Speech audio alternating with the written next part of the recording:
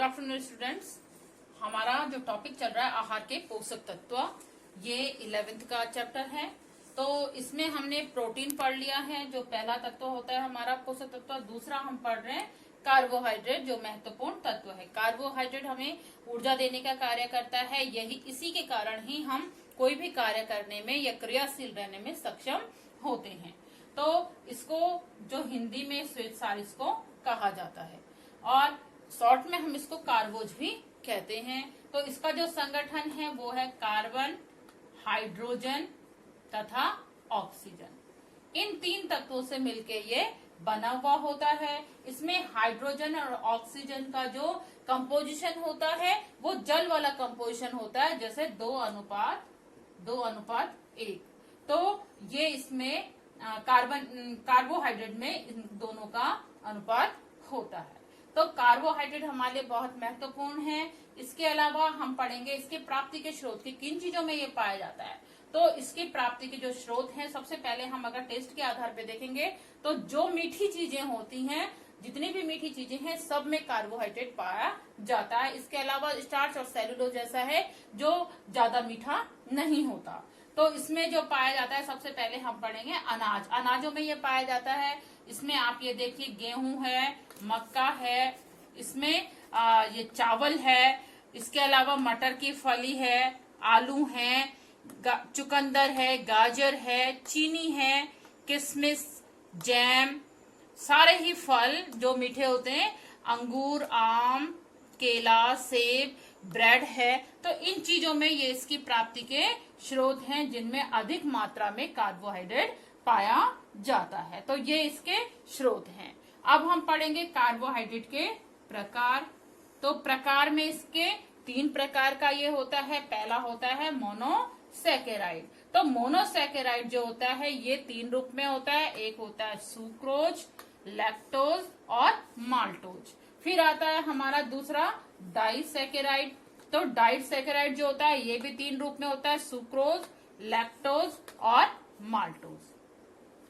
फिर आता है तीसरा पॉलीसैकेराइड।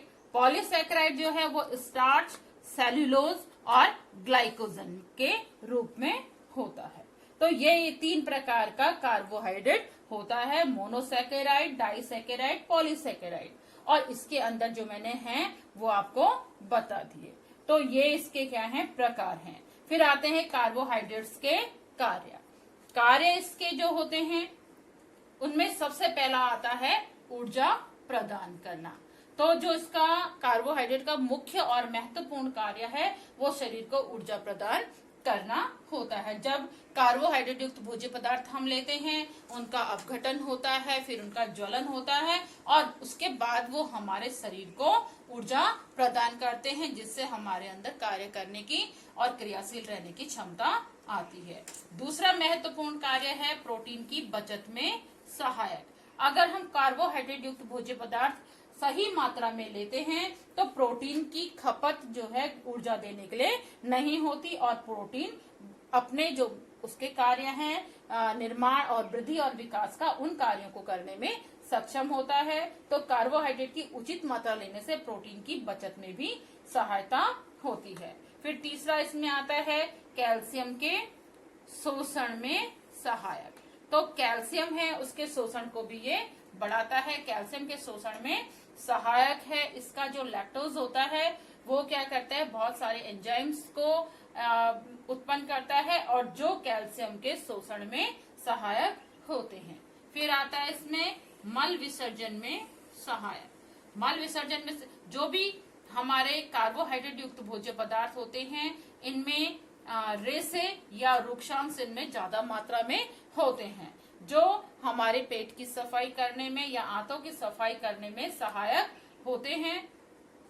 तो इसीलिए कहा जाता है कि मल विसर्जन में भी ये सहायक होते हैं, क्योंकि ज्यादा मात्रा हम जो अपने आहार में लेते हैं वो कार्बोहाइड्रेट युक्त आहार की ही लेते हैं, जैसे चावल है, रोटी है, इनकी मात्रा ज्यादा लेते हैं और यही मल विसर्जन में सहायक होते हैं। फिर आता है वसा की बचत में सहायक। अगर हम उचित मात्रा में कार्बोहाइड्रेट ले रहे हैं तो वसा को जो है खपत, उसकी जो संचित वसा है हमारे शरीर में वो जो है पिघलती नहीं है और हमें ऊर्जा उससे मिलती रहती है। अगर कार्बोहाइड्रेट की मात्रा बहुत कम अगर हमारे आहार में हो जाती है तो शरीर में जो संचित वसा है उसका अपघटन होता जाता है, उसका ज्वलन होता है और शरीर में इसकी कमी होने लगती है। फिर आता है भोजन को स्वाद प्रदान करना। तो कार्बोहाइड्रेट युक्त भोज्य पदार्थ जैसे मैंने बताया कि स्वाद में मीठे होते हैं, है ना, तो भोजन को स्वाद ये प्रदान करता है। इसके कारण भोजन में एक मिठास, एक अच्छा सा टेस्ट इसमें आता है। जैसे जैसे हम कार्बोहाइड्रेट युक्त भोज्य पदार्थों को चबाते हैं तो लार के साथ मिलके वो और ज्यादा मिठास उसमें आ जाती है। तो कार्बोहाइड्रेट युक्त भोज्य पदार्थ भोजन को स्वाद प्रदान करते हैं। आपने देखा होगा कि छोटे बच्चे कोरा जो पका हुआ जो चावल होता है जिसको हम भात कहते हैं उसको बड़े स्वाद से खाते हैं। क्यों? क्योंकि उसमें एक मिठास होती है। आलू है, उबला हुआ आलू, उसको मैश करके खाते हैं या वैसे भी हम खाते हैं। क्यों खाते हैं? क्योंकि उसमें एक अलग सी मिठास होती है।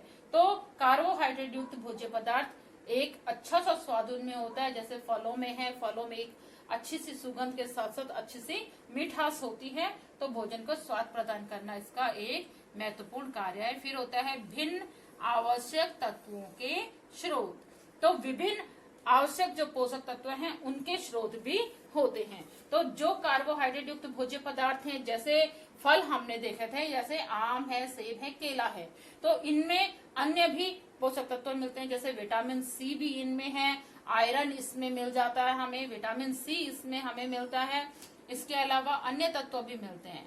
जैसे अनाज हैं तो अनाजों में हमें कार्बोहाइड्रेट के साथ साथ कुछ मात्रा प्रोटीन की भी इसमें मिलती है।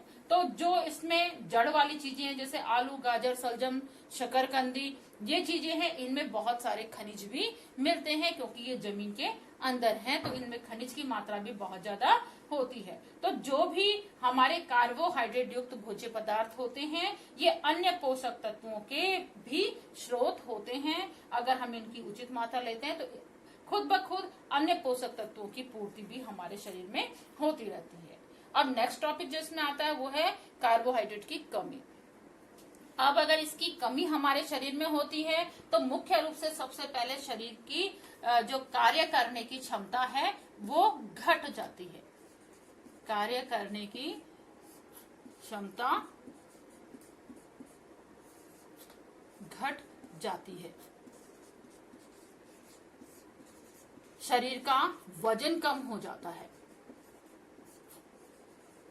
वजन कम हो जाता है। इसके साथ साथ झुर्रियां पड़ जाती हैं चेहरे में या हाथों में, झुर्रियां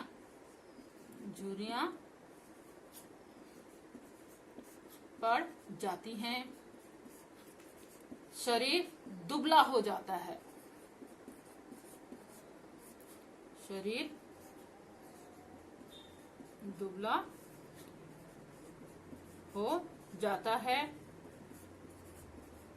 तो ये सारी, इसके साथ साथ प्रोटीन कुपोषण भी हो जाता है। इसकी अगर कमी हो तो प्रोटीन कैलोरी कुपोषण, प्रोटीन कैलोरी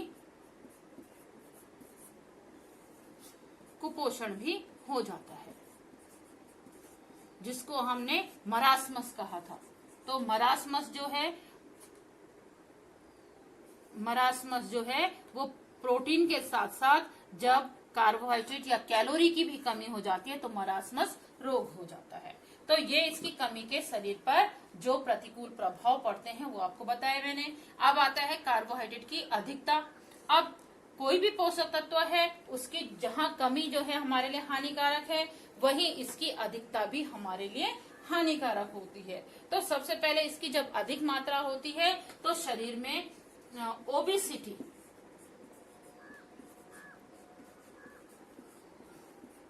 ओबेसिटी रोग हो जाता है, जिसको हम मोटापा भी कहते हैं। ओबेसिटी नामक रोग हो जाता है। ये क्यों हो रहा है? जब अधिक मात्रा में हमने कार्बोहाइड्रेट ली है तो उसके कारण क्या होता है, वो फैटी एसिड में बदलकर हमारे शरीर में संचित होने लगता है और शरीर में जब एकत्रित हो जाता है तो शरीर में मोटापा आ जाता है, शरीर स्थूल हो जाता है, शरीर की कार्य करने की क्षमता घट जाती है, सांस फूलना और थोड़ा सा भी चलने पर थकान महसूस होना। तो ये क्या है, ओबेसिटी इसके कारण हो जाता है। तो इसकी कमी भी हानिकारक है तो अधिकता भी हानिकारक है। और इसकी अधिकता अगर हो जाती है तो हमें अपने आहार में जो कार्बोहाइड्रेट की नियमित मात्रा है उसको बहुत कम कर देते हैं, ताकि जो संचित है वो उसका उपयोग होता रहे और शरीर में मोटापा कम होता रहे। तो इसके उपचार क्या है कि हम क्या करेंगे, जो नियमित मात्रा है या जो प्रतिदिन की जो आहार है उसमें कार्बोहाइड्रेट की मात्रा बहुत कम कर दी जाती है। तो इस तरीके से ये आपका कार्बोहाइड्रेट कंप्लीट हुआ। कार्बोहाइड्रेट के बाद अब हम पढ़ेंगे वसा। वसा भी एक महत्वपूर्ण पोषक तत्व है जो हमें बहुत अधिक ऊर्जा देने का कार्य करता है। तो वसा को हम लिपिड्स भी कहते हैं, इसको लिपिड्स भी कहा जाता है। तो वसा जो है आवश्यक वसीय अम्ल इसमें पाए जाते हैं जो हमारे शरीर के लिए बहुत ज्यादा आवश्यक हैं। इसकी प्राप्ति के स्रोत में आते हैं जंतु जगत से प्राप्त, पहली जो स्रोत हैं, दूसरे आते हैं वनस्पति जगत से प्राप्त। अब इसमें मैं आपको दिखाती हूँ, वनस्पति जगत से जो प्राप्त हैं उसमें आते हैं वनस्पति तेल और वनस्पति घी, जिसको हम डालडा भी कहते हैं। तो वनस्पति तेल, वनस्पति घी इसमें आ गया। इसके अलावा तेलों के बीज तथा सूखे मेवे इसमें आते हैं। जैसे देखो ये काजू है, इसमें नारियल है, ये इसमें बादाम है, यहाँ पर ये तिल हो गई, सोयाबीन हो गए। तो विभिन्न प्रकार के बीज जो है, सूर्यमुखी है, तो ये विभिन्न प्रकार के बीजों में भी ये भरपूर मात्रा में पाया जाता है। तो ये तो वनस्पति जगत से हो गए। अब जंतु जगत से जो आते हैं उसमें हमारे आते हैं दूध, इसमें आ जाता है, दही इसमें है, पनीर है इसमें, इसके अलावा अंडे इसमें आते हैं, मछली है, मांस है, और इसके अलावा देसी घी जो है, जो मक्खन से बनता है, मक्खन और घी भी इसमें आता है। तो ये जंतु जगत से प्राप्त हो गया, ये वनस्पति जगत से प्राप्त हमारी वसा है। तो वसा में मैंने क्या बताया, आवश्यक वसीय अम्ल पाए जाते हैं जो शरीर की विभिन्न क्रियाओं में सहायक होते हैं। तो उपयोगिता या कार्य हम अब इसकी वसा की पढ़ेंगे। तो इसमें सबसे पहले आता है शरीर में भोज्य पदार्थ के रूप में संचित रहती है। तो वसा हमारे शरीर में जो ज्यादा मात्रा में वसा होती है वो हमारे शरीर में संचित रहती है, और जब हम भोजन नहीं करते हैं या भोजन हमें नहीं मिल पाता है किसी कारण से, तो जो संचित वसा है वो वापस जो है हमें ऊर्जा देने का कार्य करती है, उसका ज्वलन होता है और वापस वो हमें ऊर्जा देने का कार्य करती है। यही कारण है कि जब हम कई बार व्रत रखते हैं, फास्ट हमारा होता है, तो हमें जो है एकदम से कार्य करने की क्षमता हमारे अंदर रहती है। क्यों है? क्योंकि जो संचित वसा थी उसने क्या किया, जो संचित वसा थी उसने हमें ऊर्जा देने का कार्य किया। फिर दूसरी होती है इसमें शरीर को अधिक समय तक ऊर्जा देना। वसा युक्त जो भोज्य पदार्थ है ये अधिक समय तक शरीर को ऊर्जावान बनाए रखते हैं। जैसे कार्बोहाइड्रेट युक्त भोज्य पदार्थ हम खाते हैं तो मुश्किल से 4 या 5 घंटे बाद हमें तुरंत भूख लगती है, लेकिन अगर हम ऊर्जा वाले या कहेंगे वसा युक्त जो भोज्य पदार्थ हम खाते हैं तो वो काफी लंबे समय तक हमें ऊर्जा देते हैं। जैसे आप उदाहरण के तौर पे देखिए, हम पूरी खाते हैं, भटूरा खाते हैं, समोसा, पकौड़ियाँ, ये चीजें खाते हैं तो लंबे समय तक हमें भूख नहीं लगती। क्यों? क्योंकि ये जो है अधिक समय तक ऊर्जा देने का कार्य करते हैं। फिर आता है भोजन का मूल्य बढ़ाने में उपयोगी या सहायक। तो ये क्या करता है, वसा जो है हमारे भोजन का पोषण मूल्य बढ़ाता है। वो कैसे बढ़ाता है कि जो हमारे जो वसा में घुलित विटामिन है, वसा घुलित विटामिन जो है, वसा घुलित विटामिन तभी घुलते हैं जब हमारे शरीर में पर्याप्त मात्रा में वसा होती है। तो भोजन का पोषण मान भी ये बढ़ाते हैं। जो वसा घुलित विटामिन है उनका उपयोग तभी हो पाता है जब हमारे शरीर में पर्याप्त मात्रा में वसा होती है। फिर वसा से आवश्यक वसीय अम्ल प्राप्त होते हैं। तो वसा से आवश्यक वसीय अम्ल मिलते हैं जो रोग प्रतिरोधक क्षमता बढ़ाने में और वृद्धि एवं विकास में सहायक होते हैं। तो मैंने आपको बताया वसा से वसीय अम्ल मिलते हैं और वसीय अम्ल रोग प्रतिरोधक क्षमता बढ़ाने में और वृद्धि और विकास करने में सहायक होते हैं। नेक्स्ट इसमें आता है शरीर के कोमल अंगों की सुरक्षा प्रदान करना। शरीर के जो कोमल अंग हैं उनको वसा सुरक्षा प्रदान करती है। कोमल अंग में जैसे हमारा मस्तिष्क हो गया, हमारा हृदय हो गया,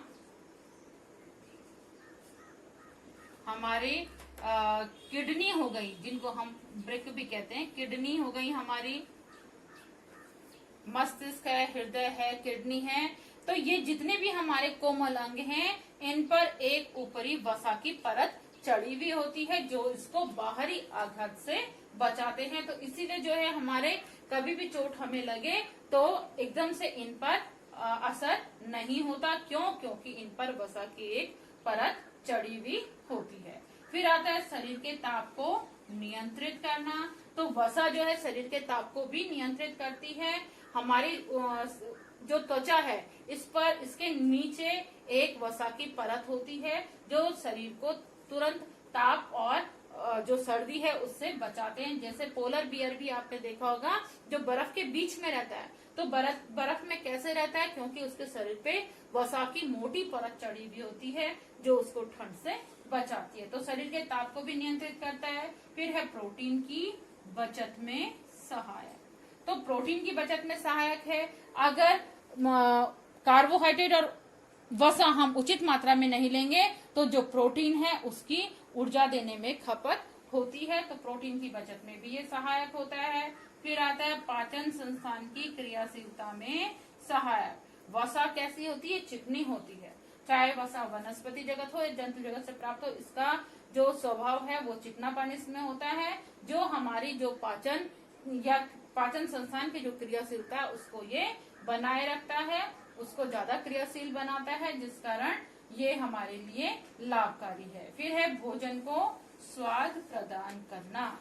तो इसका एक मुख्य कार्य भोजन को स्वाद प्रदान करना भी है। जब ये आप देखिए जो भी हम वसा के माध्यम से भोजन बनाते हैं उनमें देखिए कितना स्वाद उसमें होता है, कितना स्वादिष्ट होता है। जैसे हम देसी घी में हम हलवा बनाते हैं या समोसे हमें अच्छे लगते हैं, पकौड़ियाँ हमें अच्छे लगती हैं, भटूरे हमें अच्छे लगते हैं। क्यों अच्छे लगते हैं? क्योंकि ये इसके माध्यम से बने हुए होते हैं और बहुत अधिक स्वादिष्ट ये होते हैं।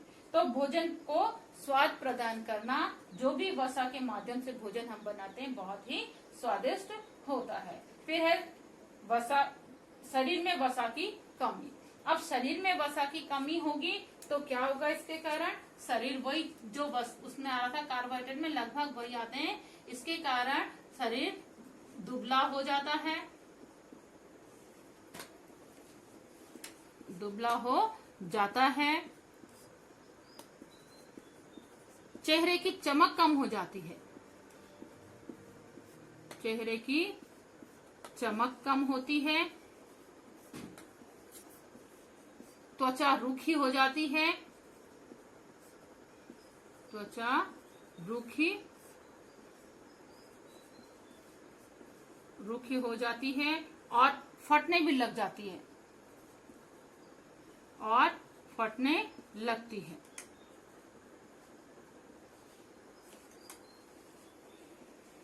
और इसके साथ साथ इसकी कमी से जो हमारे वसा घुलित विटामिन है, वसा घुलित विटामिन है, उनकी भी कमी हो जाती है, की कमी भी हो जाती है, कमी हो जाती है। तो इसकी कमी के कारण क्या है? शरीर दुबला हो गया, चेहरे की जो प्राकृतिक चमक है वो कम हो जाती है, त्वचा रूखी हो जाती है, फटने लगती है, वसा घुलित जो विटामिन है उनकी कमी हो जाती है। और आप देखिए जब सर्दियां आती है तो हमारे शरीर से जैसे जैसे इसकी कमी होती जाती है हमारी त्वचा एकदम से सूखने लगती है और फिर हमें क्या करना होता है? वसा के रूप में कोई क्रीम वगैरह हम लगाते हैं जिससे वापस हमारी त्वचा जो है वो उसमें नमी आती है और वो चमकने लगती है। अब आती है शरीर में वसा की अधिकता। अब इसकी अधिकता भी हानिकारक है। तो अगर इसकी अधिकता होगी तो रक्त में कोलेस्ट्रॉल की मात्रा बढ़ जाती है।